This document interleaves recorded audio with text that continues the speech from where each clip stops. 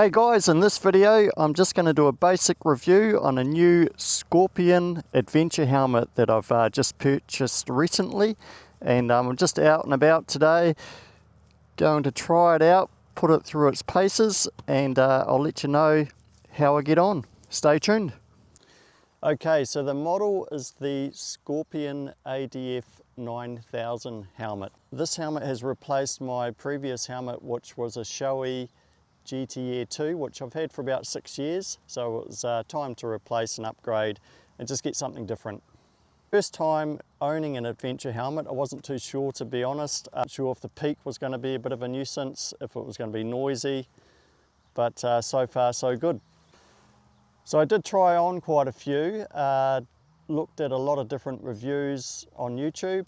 I really liked the look of was the Aero Commander 2, which I actually thought I'd end up buying that one. Similar in price, the Scorpion and the Aero. But trying that helmet on in the shop, it just didn't fit right. I'm a size small. In between size, it was small was just a bit too loose on me, and an extra small was too tight. And there were a couple other things I didn't like about that brand. Visor, when it came down, and it had a little button you had to press to release it, and it just felt a little bit fiddly with wearing gloves. Internal visor on the Aero, the mechanism was down here by the comms unit, which I didn't like either. So I much prefer the lever being up here, away from where you're going to have your comms unit, if you're going to have one at all. So back to the Scorpion. So as you can see, it has an internal visor, which works fine. Mechanism works fine. It has a larger field of view compared with my Shoei GT Air 2. It's just the design of these adventure helmets. So I quite like that. You can definitely see a wee bit more. The main visor is just really user-friendly to use. Got these little lugs here that are really easy to use wearing gloves. Obviously it's got the visor. You can remove that, it's toolless. It just has some little screws here which you can unscrew just using your fingers. So in the box it comes with another tinted visor, and it also comes with a action camera mount. I've already set mine up. Very easy to remove the main visor if you want to swap it out with your tinted visor or take it off for cleaning. You've just got to make sure you line the arrows up and give it a good pull, and it comes off again, no tools required. As for ventilation, pretty basic. Just got 2 vents at the top, open and close. You've got a vent at the front. Now if, like me, you've set up your action camera mount, internally you can get to that just by sliding a little lever up and down from the inside. Now this helmet also comes with a little pump. You can actually pump the cheek pads up just for a more comfy fit. It's like the old Reebok pump we had back in the 80s with your sneakers. You just pump that up. That increases the cheek pad against your cheek. And then to release it, it's got a little valve just in here, and you push that and that just releases the air. I've had a little play around with that myself, but just with the shape of my face, I tend not to use that. The helmet for me is quite a snug fit without having to use that pump.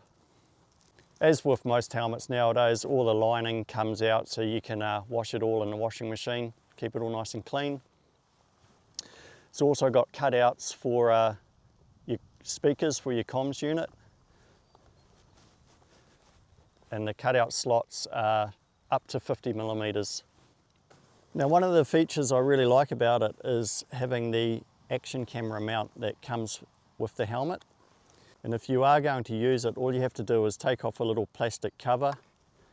The plastic mount actually screws to the helmet, so it's fairly solid. Then all you have to do is get a sticky mount and stick that to the base plate. One thing I didn't like about that is once you put your sticky mount on, you can't remove that base plate from the helmet. So I actually did an oversized hole so I could get a little screwdriver in there So if I wanted to, I can remove that whole base plate and then clip the cover back on, but I'll probably just leave that on all the time. Then all you have to do is get yourself one of these action camera mounts here with all the attachments depending on what sort of camera you're going to use, and that just slots in, and there you go. And because I use a DJI, I've got the magnetic mount here, so I can just change that camera without having to take it all apart, which is a nice tidy setup. Now price wise, in New Zealand dollars, I think these retail for about $8.39. I got mine on special. The retail shops at the moment are doing some winter specials. So I got my helmet for $4.99. That's a solid colour. If you want graphics, you pay a little bit more, but I thought for the price that was a bloody good deal. So as for the comms unit, I ended up getting myself a Cardo Spirit HD, which is a pretty basic comms unit, but for the price that's fine for listening to music and making calls. And the whole install process was really simple, installing this kit into this helmet. Rightio, well let's go hit the road, give it a bit of a speed sound test, this helmet.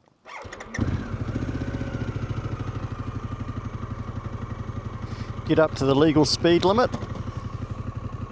and see how it performs.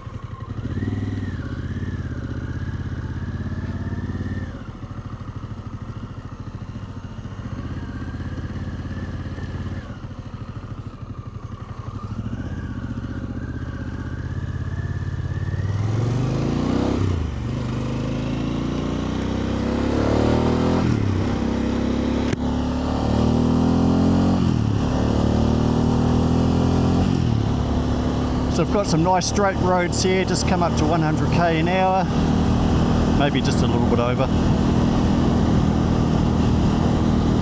So helmet feels fairly stable. Doesn't seem to move around much with the peak.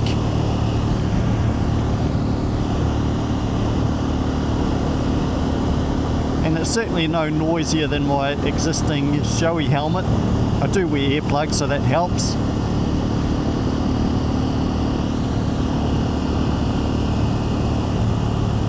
Certainly notice more field of view through the this helmet, just the design of it.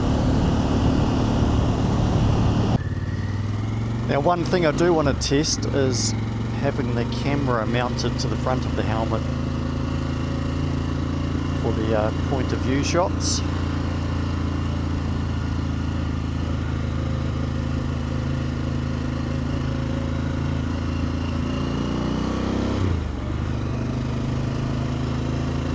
And it seems fine. You're always going to have a little bit of weight at the front of the helmet when you're mounting an action camera to it.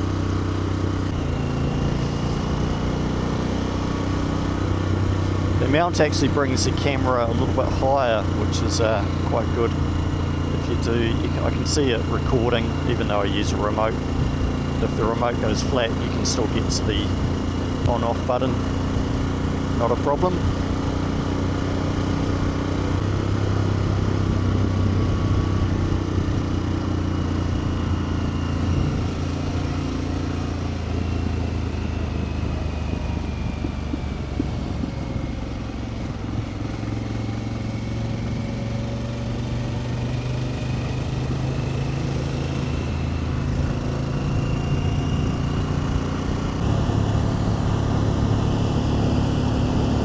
I'm pretty pleased with it so far, nice and comfy, and for the price, I think I made the right choice.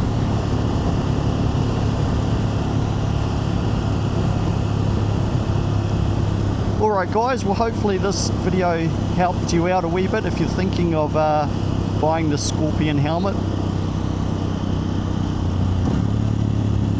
If you enjoyed the video, give us a thumbs up, and if you haven't already, hit subscribe. And I'll see you on the next one. Cheers!